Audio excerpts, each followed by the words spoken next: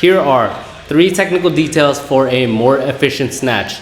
Number 1, balance in the feet. Doesn't matter if you're a beginner, national level, or international level lifter. If you want to have an efficient snatch, you need to have proper balance in your feet. What do I mean by having proper balance? I'll just be straightforward. You need to be balanced in the midfoot during a snatch. If you are too far forward in your toes, then you run the risk of being pulled forward in the middle of your snatch. Another possibility, if you are too far forward, there might be space between you and the bar. And once you get to bar body contact, then you might have to reach your hips out to even contact the bar, causing the bar and your bar path to go even further away from you.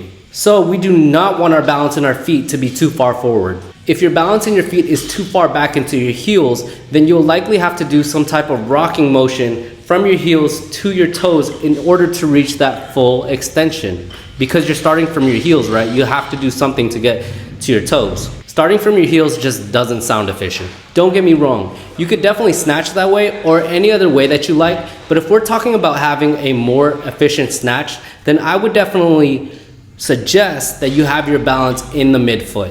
What would I program to work on your balance in your feet? Honestly, I would do pauses right at the point where you break the barbell off the ground, right off the start. My weightlifting coach at Las Vegas Barbell would often program us 1-inch pauses off the ground, and that's an exercise that really helped me to feel the balance in my midfoot, especially at the start position of the snatch. Any other type of pause work or slow pull would work as well. You could probably make that into a complex too and throw in some high pulls to make it more interesting. Number 2, constant tension. If you want a more efficient snatch, then you should always have constant tension. What do I mean by that? Some people might believe that just by holding onto the barbell, they have constant tension. That's not what I mean. Touching the barbell does not constitute as constant tension. What I'm referring to when I'm talking about constant tension is the pulling phase from the floor until the barbell is locked out overhead.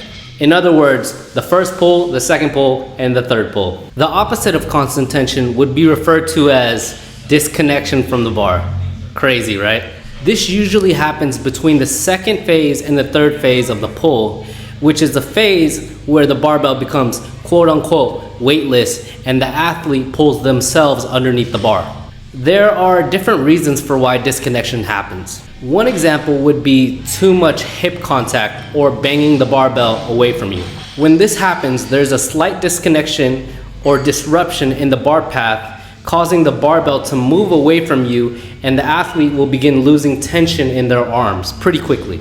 In other words, your arms are getting longer in a phase where you're trying to pull the bar closer and upwards. When this happens, it makes it a lot harder to finish the lift. A couple examples of what it might look like when disconnection happens would be when you see an athlete jump forward to save a lift or even duck walk. Some athletes might even be able to get underneath the barbell somehow, some way, just out of pure athleticism and lose the bar behind them. Irregardless of how it looks when you lose constant tension, one thing is for sure, it makes for a sloppy transition underneath the barbell. If you want your snatch to look seamless, effortless, and efficient, you know, how it's supposed to look, then I would suggest keeping that constant tension up.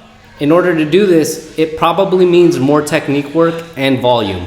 If I were to program accessory exercises to work on constant tension, I would probably program variations of muscle snatch and no feet snatches.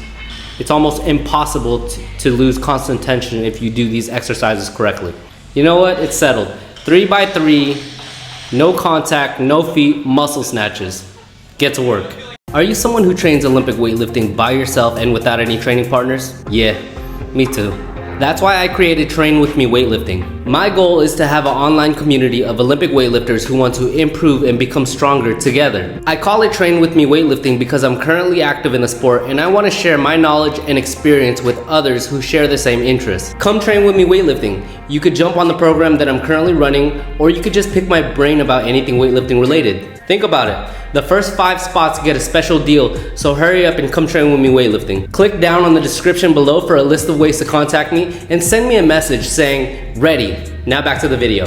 Last but not least, number 3, full extension. One of the most common weightlifting errors that I see from beginners is not finishing your pull. Let's go back to square one.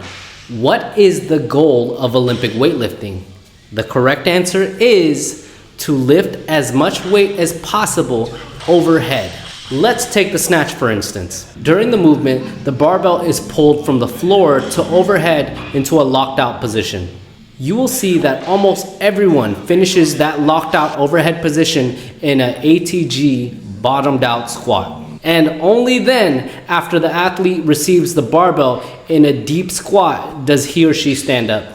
Now, I'm gonna get somewhat technical moving forward, so I hope you can stay with me. First, let me ask you this question.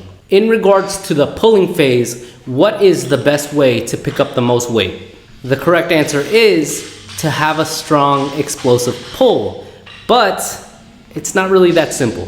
The pull is extremely technical, and it's usually taught in 3 phases. As I mentioned before, the first pull, the second pull, and the third pull.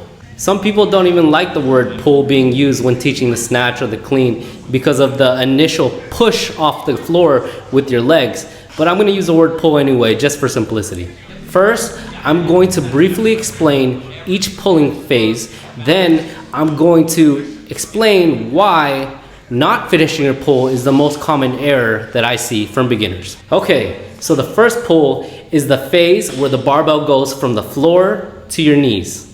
The second pull is the phase where the barbell goes from the knees to the hips. And the last phase, or the last pull, is where the barbell goes overhead. It's the moment where the athlete pulls themselves underneath the barbell. The phase where people tend to cut their pull the most is the second and third phase, and there are a couple different reasons for why that happens. The main reason for why I see it happen is because athletes are in a rush to get underneath the barbell. This is something that I understand very well because I used to do it all the time. For a long time, I didn't have an explosive third pull because I didn't think it was necessary to pull the bar up any higher. But that is a mistake that I've only come to realize later in my weightlifting career. You should always pull the barbell as explosively as possible because it only generates more height on the bar. And more height means more weight that you can get underneath. But this is easier said than done. The hardest part for me in regards to finishing my pull was bridging the gap between my power snatch and my full snatch. For those of you who might not know what a power snatch is, it's a variation of a snatch in which the athlete tries to pull the bar as high as possible, catches it as high as possible, usually above parallel. For me, there was never an in-between. It was either catch the bar super high or catch it rock bottom. For the athletes that have the athleticism to just get underneath weights, it can be extremely difficult to bridge that gap between the power snatch and the full snatch. This was a long-winded way for me to say, finish your pull, guys. If you are able to finish your pull into a nice vertical full extension, then you will be able to lift more weight in the long run. If you're having an issue completing your extension in the pull, then I would recommend doing a power snatch complex. An example of that would be power snatch plus full snatch plus full snatch. Doing this type of complex should help you complete your pull and bridge the gap between power snatch and full snatch. These are 3 technical details to help you build a more efficient snatch. Good luck and thanks for watching.